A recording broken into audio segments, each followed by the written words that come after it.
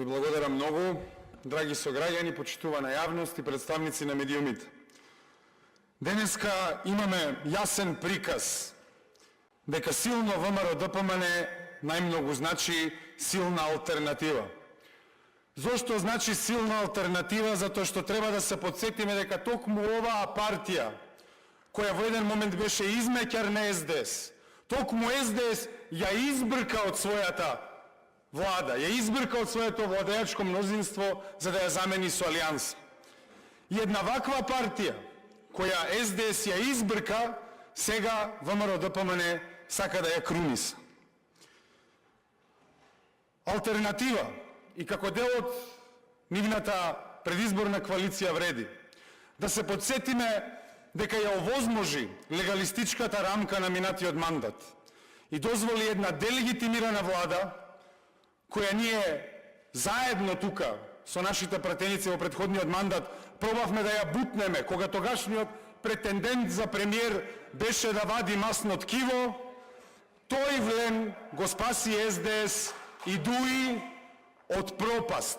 И затоа граѓаните на Република Македонија има делегитимирана влада 3 години, која требаше да падне, но тогашната најсилна опозиција, ВМРО-ДПМН, која велеше дека ќе има активна блокада, не само што не го блокираше собранието, не само што им избега шансата да се бутне таа влада низ прсти, сега ги крунисуваат овие партии.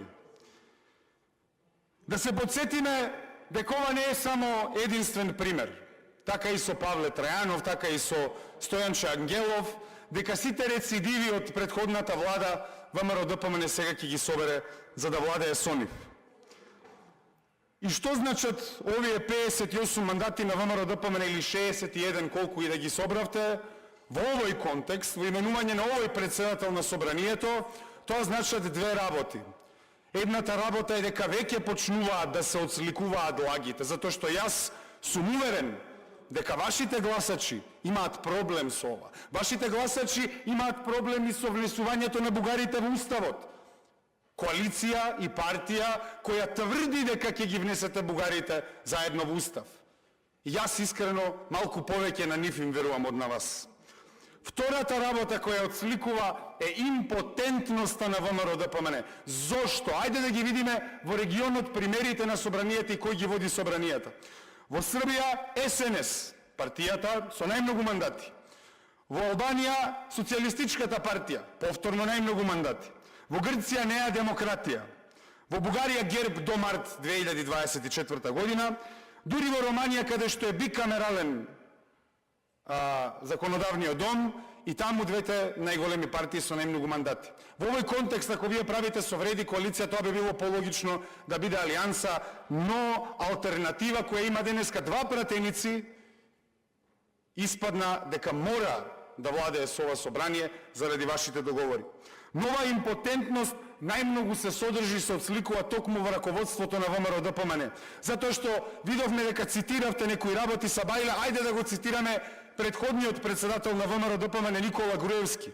Кога не му беше јасно зошто го напаѓате, вие ја знаете нормално вашата динамика повеќе, веројатно за да го консолидирате вашето лидерско место, затоа што анкетите покажуваа нешто друго во однос на како гласачите го перцепираат ВМРО-ДПМН, тогаш што е во обвини дека неосновано велите дека СДС шурува со СДС за да се донесат уставните измени.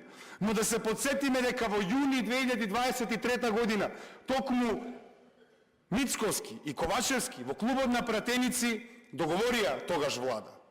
И ваши беа зборовите, ВМРО-ДПМН се спремни да направат влада со СДСМ и да ги донесат уставните измени. Други пак со партици ваши бивши ве окарактеризираа како криминалци и сите тие работи. Дали ВМРО-ДПМН со 58 пратеници дозволува партија со 2 пратеници да има председател на собранието? И сега, ако се повикувавте дека ДУИ го погази уставниот обичај на коалицирање победник со победник, вие тука формирате нов обичај, а тоа е ова овде спикерско место да оди по етнички клуч. внесувате уште полош, уставен обичај. И затоа можеме да предпоставиме дека не само што Африм Гаши го бираме за председател на ова собрание денеска, туку го бираме и за еден премиер кој ќе владее во последните 100 дена, како што тоа беше случајот и со претходниот спикер собраниски, затоа што тој обичај ние овде го формализираме.